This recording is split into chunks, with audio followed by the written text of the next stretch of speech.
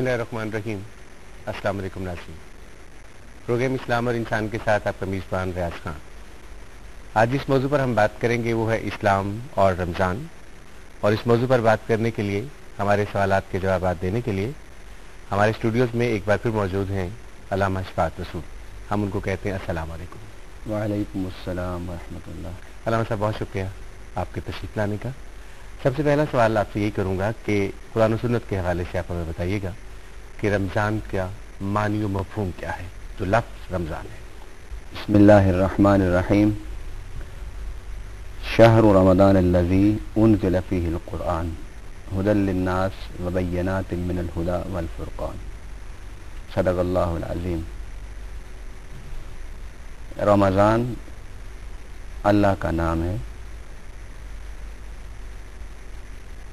कुरान पाक में और नबी पाक सल्लल्लाहु अलैहि वसल्लम ने अहादीस मुबारका में जब भी लफ्ज़ इस्तेमाल फरमाया तो शहर रमज़ान, रमज़ान का महीना, मुहद्दिसीन किराम और मुफस्सिरीन इज़ाम ने यह तहरीर किया कि ये मत कहो कि रमज़ान आया रमज़ान गया, या रमज़ान में रोज़े रखे, इसलिए कि रमज़ान अल्लाह के अस्मा में से एक इस्म है।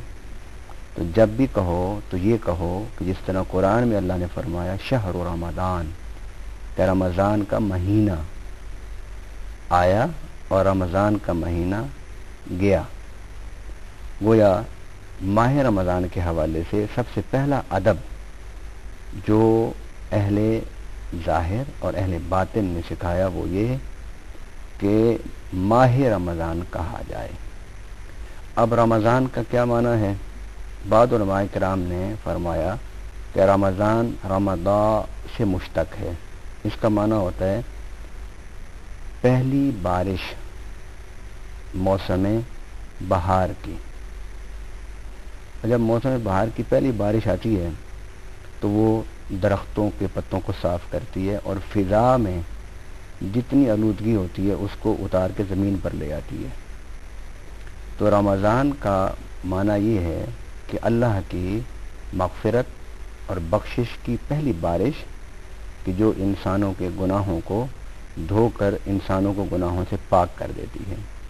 इसलिए नबी पाक सल्लल्लाहु अलैहि वसल्लम ने फरमाया कि जो माह रमज़ान के रोज़े रखे और इसमें इसका एहतराम करे, सहरी और अफ्तारी का एहतराम और इंतज़ाम करे और ईमान और एहतिसाब के साथ इसका क़याम और सियाम गुजारे, तो वो इस तरह हो जाता है जिस तरह आज माँ के पेट से बाहर आया हो।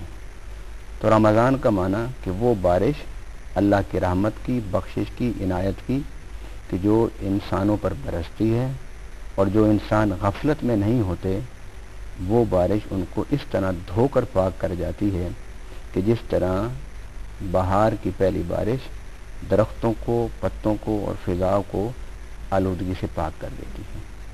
और दूसरा माना उलमा ने फरमाया कि रमज़ान अर्रम्ज़ से मुश्तक है, जिसका माना तपश है, जिसका माना गर्मी है, जिसका माना हरारत है।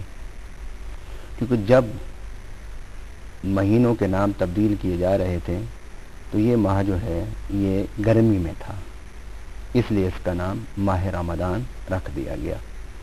अब अगर ये माह सर्दियों में भी आए, बहार में भी आए, ख़िज़ा में भी आए, तब भी इसको रमज़ान ही कहा जाता है।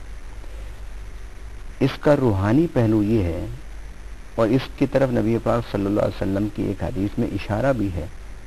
आपने फरमाया है कि जिस तरह तपश, हरारत, हिद्दत, वो आलूदगी जो रतूबत की सूरत में होती है उसे जला के खाकस्तर कर देती है, इसी तरह माह रमज़ान की जो रियाज़त है, माह रमज़ान की जो मुजाहदा है, माह रमज़ान की जो इबादतें हैं, वो इंसान के गुनाहों को बिल्कुल जलाकर राख कर देती हैं। अल्लामा साहब, ये तो होगी इसकी बड़ी खूबसूरत सी तारीफ और इसकी डिटेल कि रमज़ान हम कहते किसके और इसके मानी व मफ़हूम क्या है। अल्लामा साहब, ये फरमाइएगा कि मुसलमानों के लिए रोज़ों की फ़र्ज़ियत कब हुई और रोज़े के लिए क्या वाजिबात और शराइत थी? कुरान पाक में अल्लाह ताला ने फरमाया है या अय्युहल्लज़ीना आमनू कुतिबा अलैकुमुस्सियाम کما کتب علی الذین من قبلکم لعلکم تتقون. اس میں اللہ تعالیٰ نے ایک آیت ہے اور 3 باتوں کی وضاحت فرمائی ہے. پہلی بات یہ روزے کی فرضیت، اور دوسری بات یہ روزے کی فرضیت یا روزہ رکھنے کی تاریخ کی طرف اشارہ کیا ہے، اور تیسرے حصہ اور آخری حصہ میں اللہ تعالیٰ نے روزے کا مقصد بیان فرمایا کہ روزے کا مقصد حصول تقویٰ ہے. اب آئیے پہلی چیز کی طرف کہ روزہ کب فرض ہوا.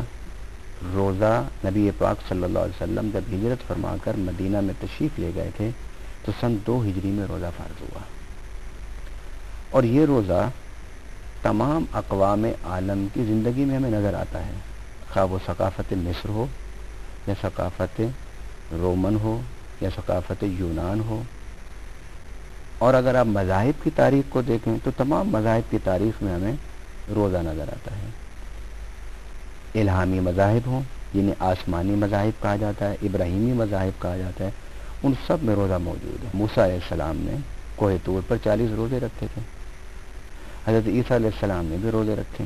حضرت مریم علیہ السلام کے حوالے سے قرآن میں ہے انی نذرت للرحمن صوما، بے شک میں نے اللہ رحمان کے لیے روزے کی منت مانی ہے. اور حدیث مبارکہ میں ہے کہ سیدنا عمر فاروق رضی اللہ تعالی عنہ نے نبی پاک صلی اللہ علیہ وسلم سے مدنی دور میں پوچھا تھا کہ یا رسول اللہ، میں نے اسلام سے پہلے منت مانی تھی روزے کی، کیا میں آج اسے پورا کرنے چاہوں تو پورا کروں یا عذر شرع مجھے اس کی اجازت ہے؟ نبی پاک صلی اللہ علیہ وسلم نے فرمایا اس نظر کو، اس منت کو جو روزے کی تم نے مانی تھی اسے پورا کرو.